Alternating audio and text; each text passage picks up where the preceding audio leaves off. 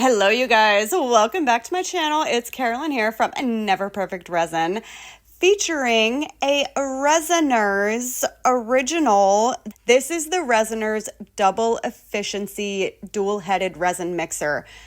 Resiners was kind enough to send this to me. I'm opening it up. We're going to see how it works. I am so excited. I am so sick and tired of always having to mix my resin by hand, which is what I have done from day one for at least the past decade. So I'm very excited to see how this guy works. You're just seeing me opening the package up right now.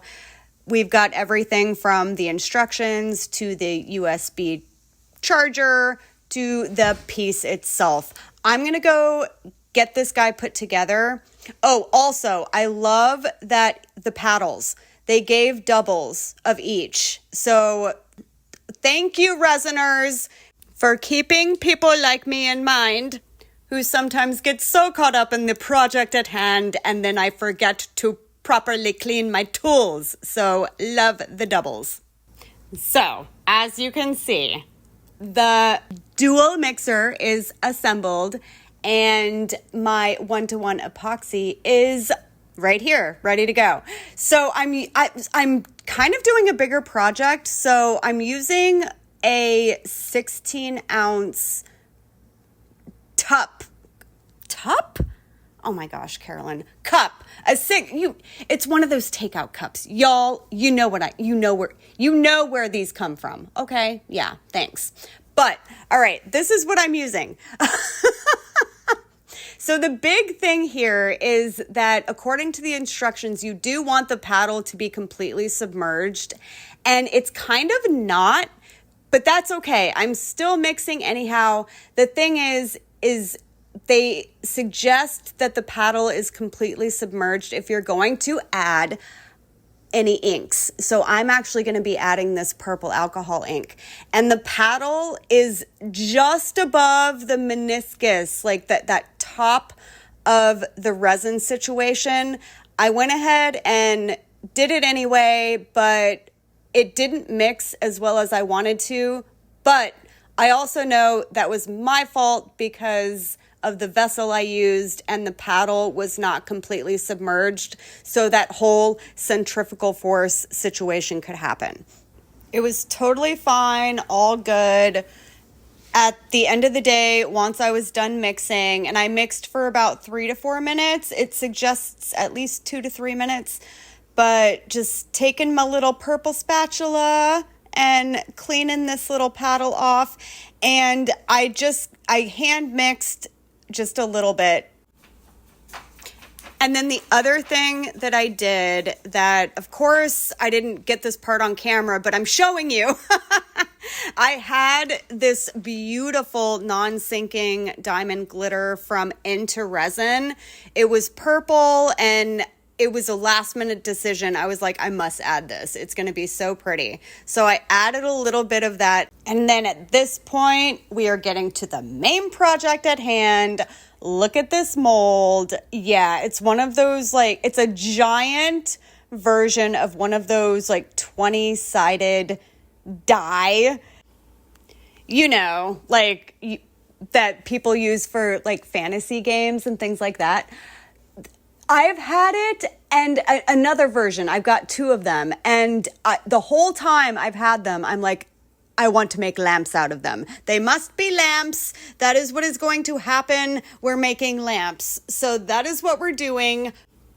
I have had this idea in the back of my mind for the longest time. So this is the perfect time to do it because if you remember in my last video, I made, thanks to BB Craft, those amazing LED light bases. So now that I've got the bases, we are making some lamps.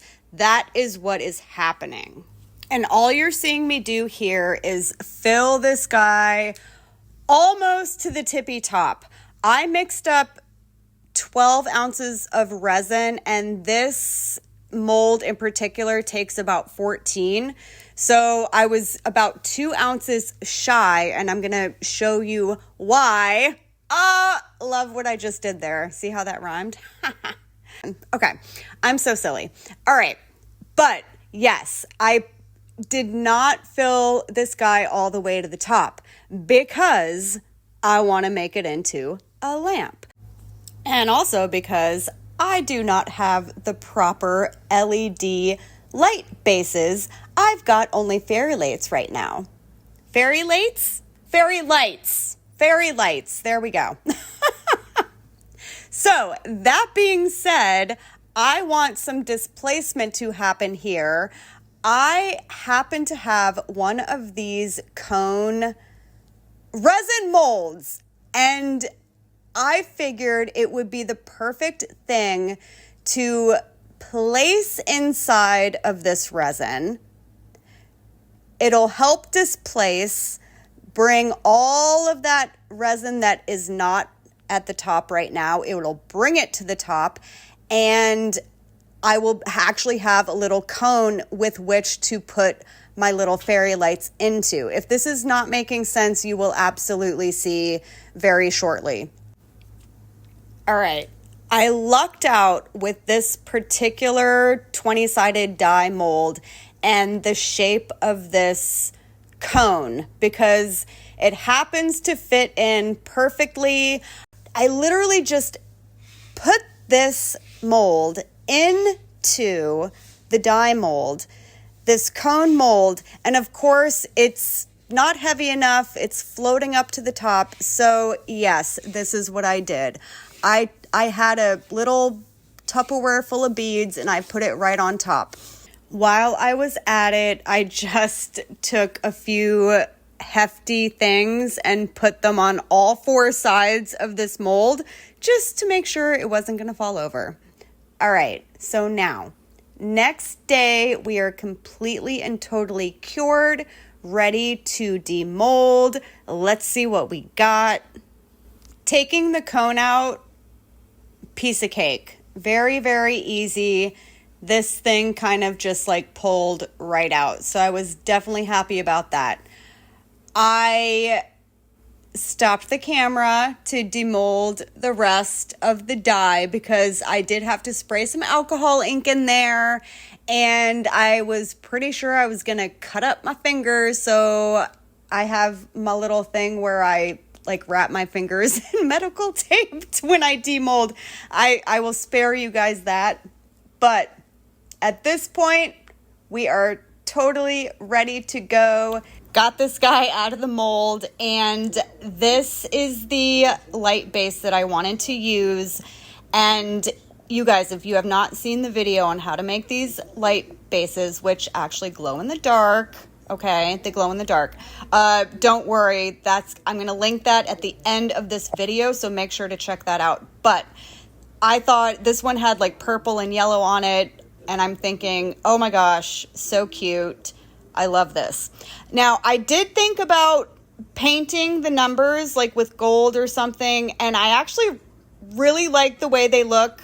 I'm actually just going to keep it au naturel.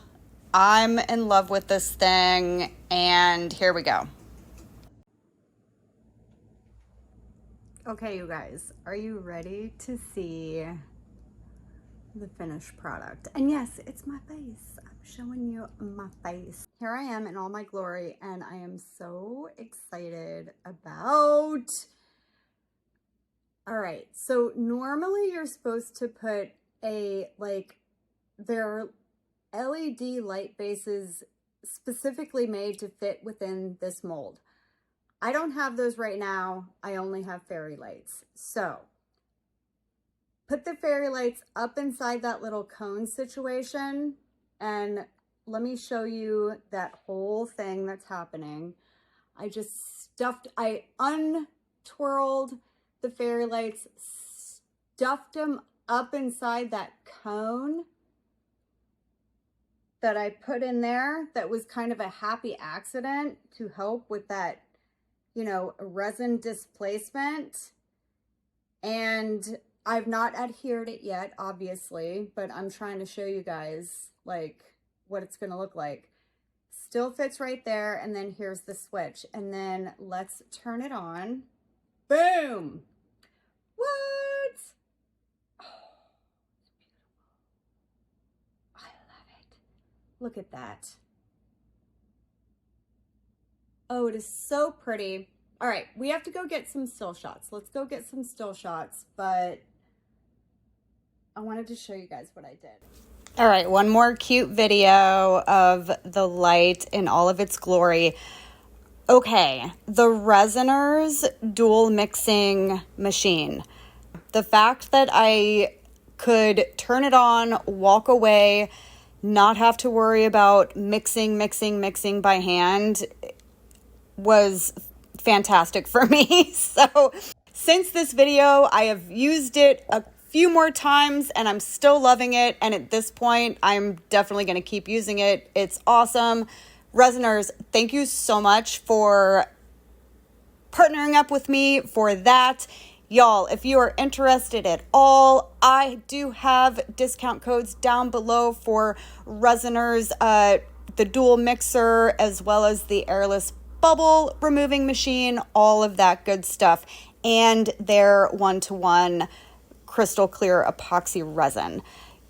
All right, you guys, this is all I've got for this video. I really hope you enjoyed it. And until the next one, I'll see you guys soon. Bye.